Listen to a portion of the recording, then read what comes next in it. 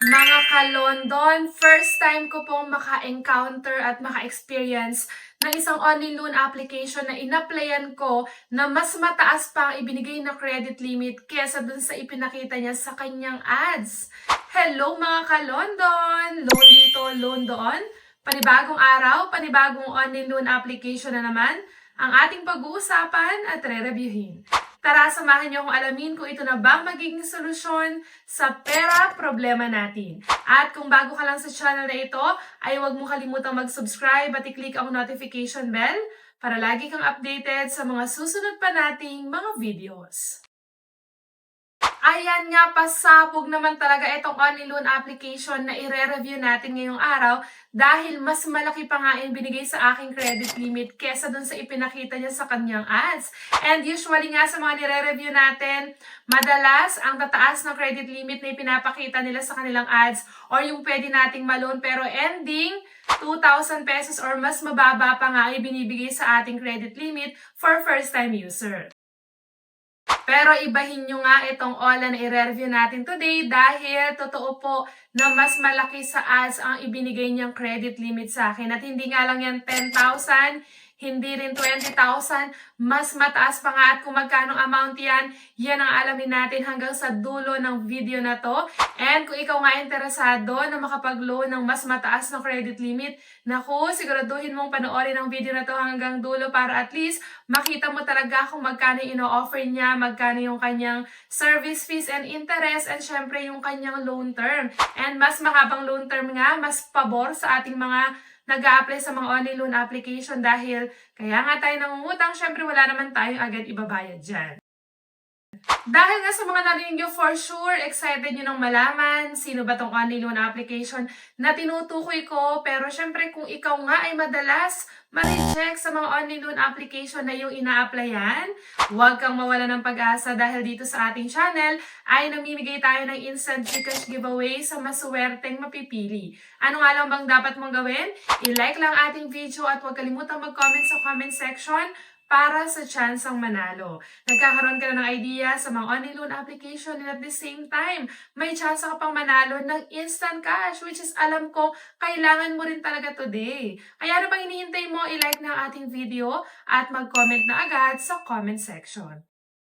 And ayan, balik na agad tayo dito sa all na i-review natin ngayong araw. Alam ko naman, no? Excited na excited kayong malaman kasi nga mataas ang credit limit na ibinigay niya sa akin. At kung sa mga nagtatanong nga dyan, sinong all ito walang iba kundi si Light Credit PH online loan under ng Frima Fintech Software Development Corporation. At kasalukuyan ngayong may 4.4 na ratings and dito nga makikita natin na marami na itong reviews as in 6,000 plus na po ang reviews niya. So ibig sabihin, matagal na itong online loan application na ito at kung hindi mo pa nga ito natatry, baka ito na yung sign para itry mo to. At syempre, yung desisyon niyan, kung itatry at pagpapatuloy mo ang paglo-loan ay nasa sayo pa rin dahil ang purpose lang ng ating review ay bigyan ka ng idea magkano ay pinapaloan, magkano ang service fees and interest, and syempre kung gaano ba kahaba yung kanyang loan term. And eto nga yung mga ipinakita pa sa ads netong si Light Credit PH. Nakalagay dito, first time borrower, high credit limit, maximum to 25,000 pesos. And ito nga, 25 na yung pinakita niya sa credit limit. So ibig sabihin, kagaya ng sinabi ko sa inyo, mas mataas dyan ang ibinigay ng credit limit sa akin. Kaya naman hulaan nyo na kung magkano ba ibinigay sa aking credit limit netong si Light Credit PH. And ito pa nga, sabi niya, grow with us, maximum borrowing credit is up to 25,000 pesos. Anytime and anywhere, various cash out options. So, ibig sabihin, maraming paraan para ma-receive natin yung amount na ilolo natin sa kanila. So, i-check din natin mamaya kung saan-saan pwede natin ma-receive ba yung amount or yung credit limit na ibibigay niya sa atin. And ito nga nakalagay, no restrictions on repayment. Various repay options. Ayan, ang dami, no? Merong 7-Eleven, EasyPay, GCash, RD Pawn Shop, Mluwilier at Paymaya sa mga e-wallet. And ito na nga, no? In-apply natin ito si Light Credit at nakalagay dito na maximum credit amount is 25,000 pesos. Loan term is mula 91 days up to 365 days. And dito nakalagay na maximum amount percentage rate is 34.68% or yung kanyang APR. And then meron daw siyang daily rate as low as 0.095%. And ito nga ay pwede ka makapag-apply basta't ikaw ay 18 years old and above, isang Filipino citizen, meron kang isang valid ID, and syempre yung iyong phone number or yung iyong contact number. And ito nga, para tayo makapag-apply kay Light Credit PH is kailangan pa rin natin ang ating active phone number para makapag-send sila sa atin ng verification code at makapag-continue tayo sa next step. And diba sabi ko nga sa inyo, isang valid ID lang ang kailangan is pwede na tayong makapag-apply. At eto yung mga ID na pwede dito. Pwede yung PRC, National ID, Pag-ibig, UMID, Passport, at PhilHealth. At hindi nga daw po nire-recommend dito ang Voter's ID at yung TIN. And ito nga, magpa-fill up din tayo ng personal information natin, kasama din ang job information. Dito nga sa job information, kahit wala kang payslip or certificate of employment is walang problema, basta't meron ka lang isang valid ID. Pero dito nga kailangan nating ilagay yung ating email address. Dapat yan i-make sure natin na active at nakaka-receive ng messages dahil dyan sila magsisend sa atin ng update ng ating application. And then sa emergency contact naman, kailangan lang natin makapag-provide ng dalawa, which is mas konti yan compare sa ibang only loan application na na-review na natin. And isipin mabuti kung sino ilalagay natin, and dapat alam nila na nilagay natin sila sa ating contact reference sa ating loan. And then nga, sa bank information, kung saan ba natin marireceive yung amount na niloan natin, pwede pa rin through bank. And ito nga yung mga sinabi ko na rin kanina nung nakita natin sa kanyang ads. M. Luwilier, RD Pawn Shop, GCash at GrabPay ang mga pwede sa ating e-wallet. And dun sa ating cash out. And ayan, ganyan lang kabilis ang application natin dito. So ngayon, makikita na nga natin kung magkano ba yung in-offer niya sa ating credit limit. At dito nga ako nagulat dahil, ayan, kung makikita nyo, mula 27,000, 29,000, 31,000, 33,000, 35,000, up to 40,000 nga yung kanyang ino-offer for first-time user. And meron nga daw siyang loan term na up to 91 days. And dito nga, gusto ko sana apply dito yung 40,000 pesos.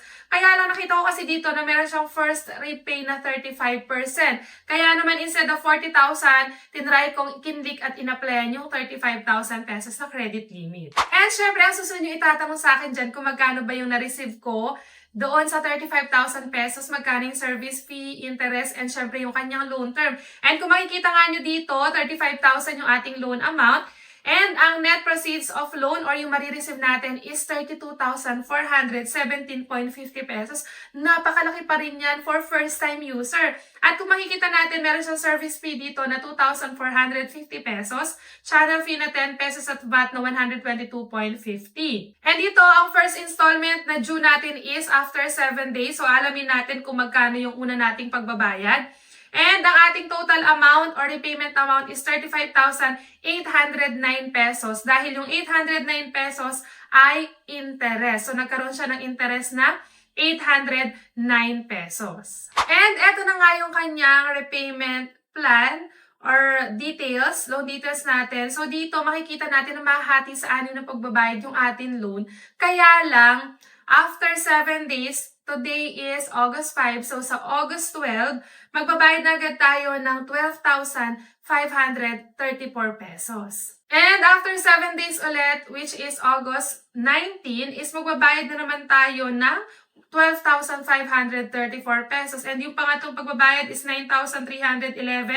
Pang-apat is 359, pang-lima 359, and pang-anim is 359 pesos din. And kung mapapansin nga natin, hati lang siya sa anim na pagbabayad, pero yung una, pangalawa at pangatlong pagbabayad natin is halos babayaran na natin ng buo yung 35,809 pesos na kailangan nating bayaran. At dito nga, under review pa rin yung ating application. And kung ikaw nga ay naka-experience na dito, i-share mo naman sa ating comment section. At yan nga ang kabuang pinakitang loan details sa atin itong ola na ito.